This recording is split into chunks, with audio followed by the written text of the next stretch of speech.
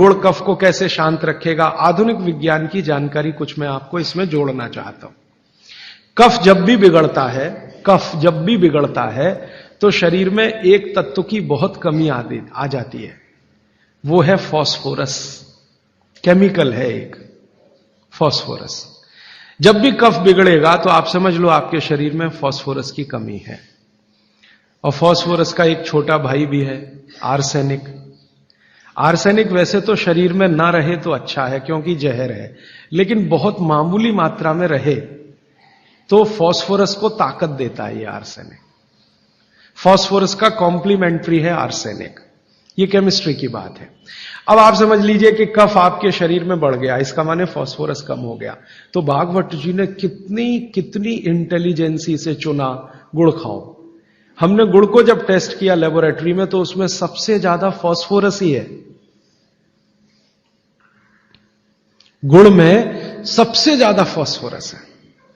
हालांकि उसमें थोड़ा मात्रा में आर्सेनिक भी है, लेकिन फास्फोरस उसमें सबसे ज्यादा मात्रा में है। और गुड़ जो बना है ना, किससे बना है? गन्ने के रस से। तो गन्ने के रस को टेस्ट किया तो पता चला गन्ने के रस में फास्फोरस है, लेकिन गन्ने के रस से ज्यादा गुड़ में है।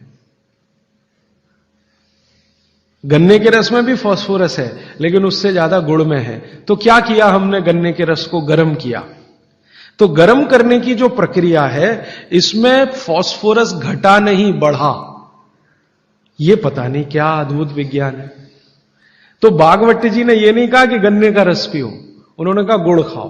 गन्ने के रस को भी वो कह सकते थे क्योंकि फास्फोरस उसमें है, लेकिन गन्ने के रस से ज्यादा बेहतरीन स्थिति का फास्फोरस गुड़ में है, जो सबसे जल्दी हजम होता है। ये गुड़ ऐसी अद्भुत चीज है जो एक दिन के बच्चे को भी खिलाया जा सकता है।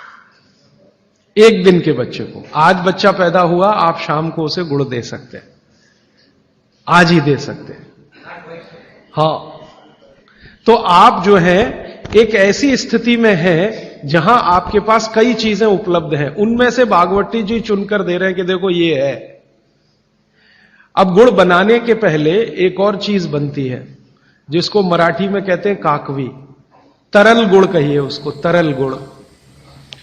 राब कहते हैं कई लोग उसको, राब, राजस्थान में राब कहते हैं। वो ये कहते हैं कि गुड़ और राब में आपके पास अगर चॉइस है तो राब खाइए, वो गुड़ से भी ज्यादा अच्छी है। तो राब हमने बनवाई और उसको टेस्ट किया लेबोरेटरी में, तो गुड़ से बेहतरीन स्थिति का फास्फोरस राब में है। तो आपकी जिंदगी का इसको हिस्सा बना लीजिए, हिस्सा। कफ की जिंदगी में तकलीफ कभी भी नहीं आए जो आप राब और गुड़ खाएं, ये आपकी जिंदगी का हिस्सा हो जाना चाहिए। अब आप पूछेंगे जी कौन सा गुड़ खाएं? बाजार में कई तरह के गुड़ हैं। एक गुड़ है जो बहुत गोरे रंग का होता है, सफेद सफेद होता है। जो गुड़ का रंग जितना ज्यादा साफ, वो उतना ही बड़ा जहर।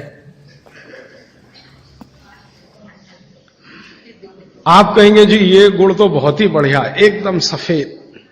ये सफेद रंग के चक्कर में हम बर्बाद हो गए। जब से अंग्रेज आए ना, हमारे दिमाग में भूत घुस गया। हर चीज हमें गोरी चाहिए, हर चीज गोरी, हर एक रंग सफेद चाहिए। हां, मैं रविवार का अखबार जब पढ़ता हूं ना, तो मैट्रिमोनियल कॉलम्स आते हैं, सबको गोरी पत्नी चाहिए, भले चाहने वाला चिक्कट काला हो, उसको गोरी ही चाहिए। भागवत जी कहते हैं कि प्रकृति में, आप इसको ध्यान से सुनिए, प्रकृति में जिन चीजों का रंग जितना ज्यादा सफेद है वो उतनी ही आपके लिए अनुकूल नहीं है। इसको ध्यान से समझिए। प्रकृति में जिन चीजों का रंग जितना ज्यादा सफेद है वो आपके अनुकूल नहीं है। उदाहरण के लिए भैंस का दूध बहुत सफेद है, वो पहलवान के लिए है, आपके लिए नहीं है भैंस का दूध। और गाय का दूध एकदम पीला है, पीला, सफेद नहीं है गाय का दूध, वो अनुकूलता ज्यादा है। तो प्रकृति में गन्ना है ना, गन्ने का रस कभी भी सफेद नहीं होता, आपने तो देखा है ना अच्छे से। गन्ने का रस तो हरा हरा ही होता है, फिर ये सफेदी कहां से आई? मैं आपको बहुत विनम्रता पूर्वक कहता हूं, ये सफेदी आती है निरमा वॉशिंग पाउडर से। और ज्यादा सफेदी आती है एरियल से, प्रॉक्टर एंड गैम्बल का एरियल। और आपको अब मैं जो कहने जा रहा हूं वो आप कभी विश्वास करें या ना करें, लेकिन सच यही है कि गुड़ बनाने वाले आपका जो सफेदी का लालच है ना, सफेदी के प्रति आपका मोह, उसको ध्यान में रखते हुए इतना निरमा डालते हैं, इतना वॉशिंग पाउडर उसमें डालते हैं गन्ने के रस में कि वो गुड़ का रंग ही बदल जाता है। तो ये सफेद गुड़, एकदम व्हाइट कलर का गुड़, ये तो बहुत ही खतरनाक है, बहुत ही खराब है।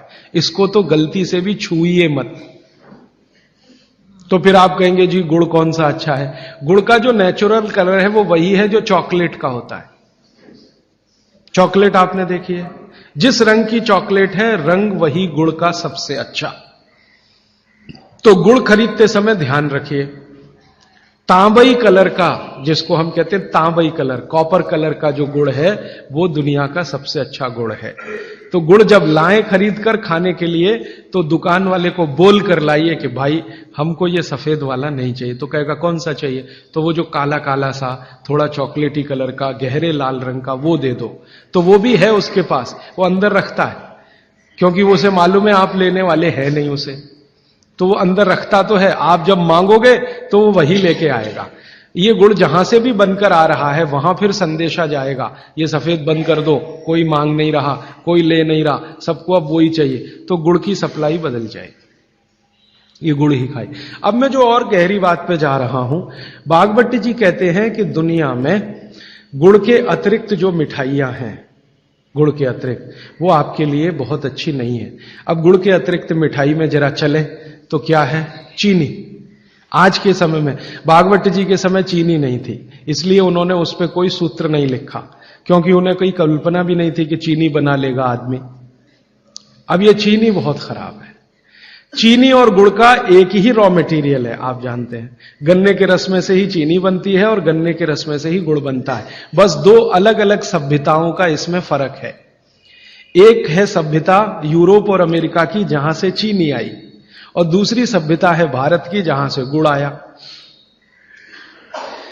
एक ही रॉ मटेरियल है, एक ही रॉ मटेरियल है। चीनी बनाने के लिए भी गन्ने का रस ही लगता है, गुड़ बनाने के लिए भी गन्ने का रस ही लगता है।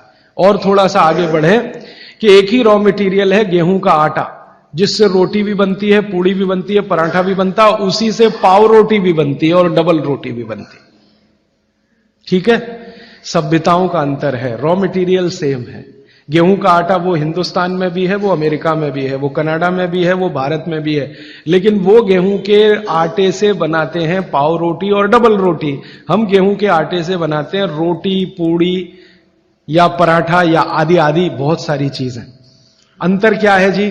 अंतर प्रोसेस का है, प्रक्रिया का अंतर है, प्रक्रिया का अंतर है। रॉ मटेरियल सेम है, एंड प्रोडक्ट भी सेम है, खाए जाने के लिए बन रहा है, लेकिन प्रक्रिया अलग अलग है। वो रोटी बनाएंगे तो पहले आटे को सड़ाएंगे, फर्मेंट करेंगे, और आटे को सड़ा सड़ा के पुराना पुराना कर करके फिर उसमें से पाव रोटी ही बनेगी। रोटी तो बन नहीं पाएगी, क्योंकि आटे के फर्मेंटेशन के बाद रोटी बनना मुश्किल होता है उसमें। और हम आटे को पानी में गूंदेंगे और तत्काल उसकी प्रक्रिया करके रोटी बना लेंगे। वो प्रक्रिया नहीं कर पाते, क्योंकि उनको कोई सिखाने वाला नहीं, कोई यूनिवर्सिटी नहीं, कोई कॉलेज नहीं। इसी तरह से उनके यहां शक्कर में होता है कि गन्ने के रस को, कई देशों में गन्ना उत्पन्न होता है, ब्राजील में, मैक्सिको में वगैरह वगैरह, तो वो गन्ने के रस को प्रोसेस करते करते चीनी बना लेते हैं। हम चीनी की तरफ नहीं गए, हमने गुड़ ही बनाया, क्योंकि चीनी बनते ही, अब आप ध्यान देना जो मैं कहने जा रहा हूं, चीनी बनते ही फास्फोरस खत्म होता है। चीनी बनते ही फास्फोरस खत्म होता है, और आपको चाहिए फास्फोरस कफ का शमन करने के लिए। अब वो है ही नहीं चीनी में, तो आप जो चीनी खा रहे हैं वो जिस उद्देश्य के लिए खा रहे हैं वो पूर्ति ही नहीं होती।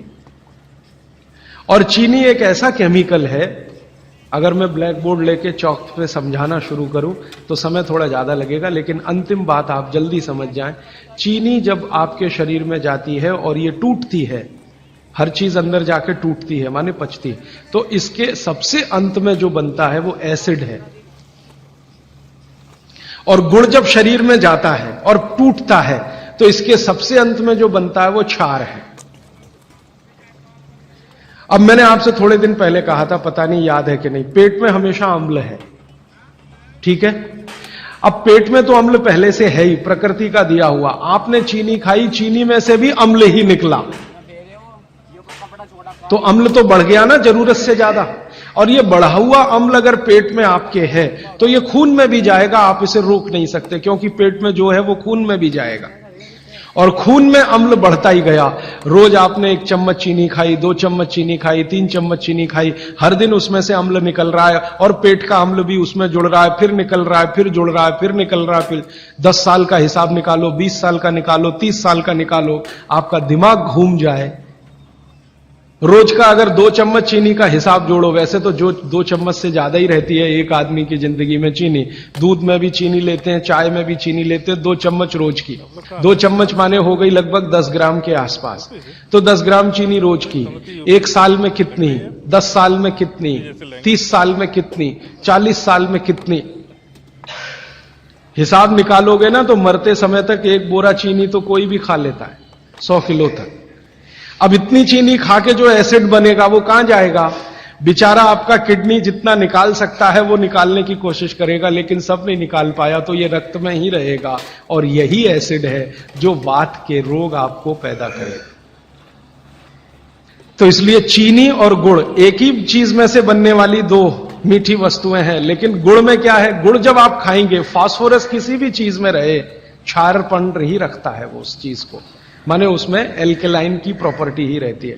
तो गुड़ कितना भी खाएंगे क्षार ही बनेगा, और वो क्षार पेट के अम्ल को बैलेंस करता रहेगा।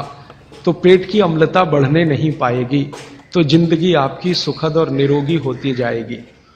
अब इसको और एक तरीके से समझाता हूं। गुड़ और चीनी पे जब हमने एक्सपेरिमेंट किए तो पता चला चीनी को पचाने के लिए पूरे शरीर को वैसी ही ताकत लगानी पड़ती है जैसी ठंडे पानी को पचाने के लिए लगती है। पूरा शरीर झुक जाता है, तब चीनी जाके पचती है, और सबसे देर में पचती है। आपने जो दाल खाई है वो पच जाएगी, गेहूं पच जाएगा, चना पच जाएगा, मटर पच जाएगी, चीनी सबसे अंत में जाके पचेगी, और उसको पचाना पड़ता है। लेकिन गुड़ दुनिया में ऐसी अद्भुत चीज है जो बनाई हिंदुस्तानियों ने, कि गुड़ सबको पचा देता है। गुड़ तो सब चीज को पचा देता है, चीनी को पचाना पड़ता है। मेरी बात समझ में आ रही है आपको? गुड़ हर चीज को पचा देगा, खुद ताकत लगा देगा। आपने गुड़ के साथ कुछ भी खाया है वो सब चीजें गुड़ पचा देगा, लेकिन चीनी को पचने के लिए पूरी ताकत लगती है। तो चीनी जब पचेगी तो दूसरी चीजों को तकलीफ कर देती है।